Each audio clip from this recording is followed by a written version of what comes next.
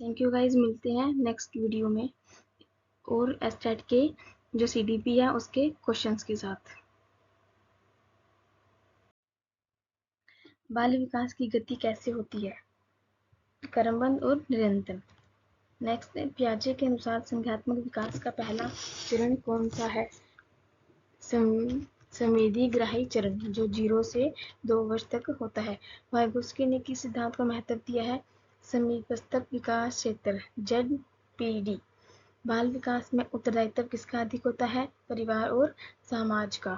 नकल करके सीखना किस सिद्धांत पर आधारित है? सामाजिक अधिगम सिद्धांत, जो बेंडूरा ने दिया है। भाषा विकास की प्रथम अवस्था क्या है? क्विंग।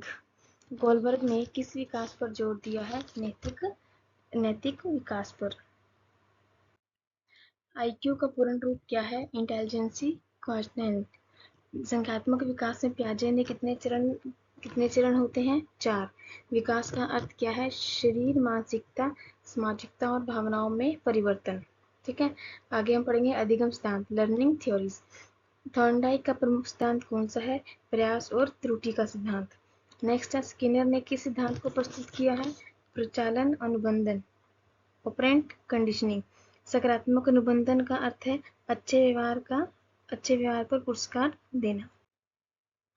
नेक्स्ट है, नकारात्मक अनुबंधन का अर्थ है बुरे व्यवहार पर दंड। बंडूरा ने किस प्रकार के अधिगम को महत्व दिया है? पर्यवेक्षण अधिगम, ऑब्जर्वेशनल लर्निंग। प्रेरणा किस प्रकार की शक्ति है? आंतरिक शक्ति। अधिगम के प्रकार कितने होते हैं? मुख्यतः 3, श्रवण, दृश्य और गत्यात्मक।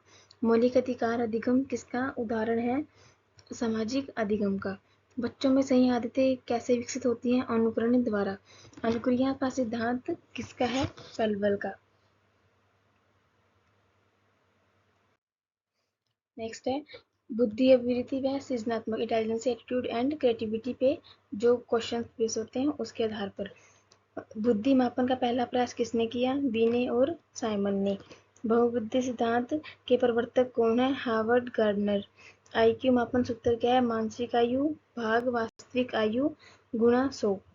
क्रिएटिविटी को हिंदी में क्या कहते हैं? सृजनात्मकता।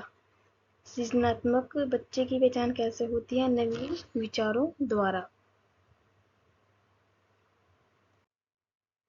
बुद्धि का प्रकार नहीं है आयु। भावात्मक बुद्धि किससे संबंधित है? गोलेमन से। अभिवृत्ति का अर्थ है किसी वस्तु या व्यक्ति के प्रति झुकाव। क्रिएटिविटी टेस्ट कौन देते हैं? वुलफोर्ड। रावण प्रोग्रेसिव मैट्रिक्स किसकी जांच करता है? अमूर्त बुद्धि की, एब्स्ट्रैक्ट इंटेलिजेंसी की। नेक्स्ट है, समावेशी शिक्षा का क्या उद्देश्य है? सभी को समान अवसर देना।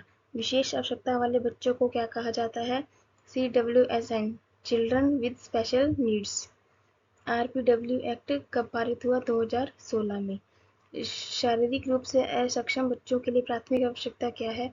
सहयोगपूर्ण वातावरण। दृष्टिबाधित बच्चों को शिक्षा कैसे दी जा सकती है? ब्रेल लिपि द्वारा। B.Ed में समावेशी शिक्षा विकास हिस्सा है शिक्षण विधियों का। समावेशी कक्षा में शिक्षक का मुख्य कर्तव्य क्या है? भिन्न क्षमताओं को समझना। लर्निंग डिसेबिलिटी किस प्रकार की होती है? स्थायी लेकिन नियंत्रित की जा सकती है। ठीक है, आगे बढ़ते हैं। हियरिंग इम्पेयर्ड बच्चों के लिए सबसे उपयुक्त मदद क्या है? Sign language. समावेशी शिक्षा में समानता का तात्पर्य है सबको उचित अवसर देना, ना कि सबको एक जैसा ट्रीट करना। शिक्षण विधियों में सबसे प्रभावी कौन सी है? गतिविधि आधारित। शिक्षण मल्टीग्रेड टीचिंग का अर्थ है एक साथ 3 कक्षाओं को पढ़ाना। CTET STET में बाल केंद्रित शिक्षा का क्या अर्थ है? बच्चों की रुचियों पर आधारित। शिक्षण फॉर्मेटिव असेसमेंट का उद्देश्य क्या है? प्रक्रिया के दौरान मूल्यांकन करना। समेटिव असेसमेंट कब किया जाता है? अध्याय के अंत में।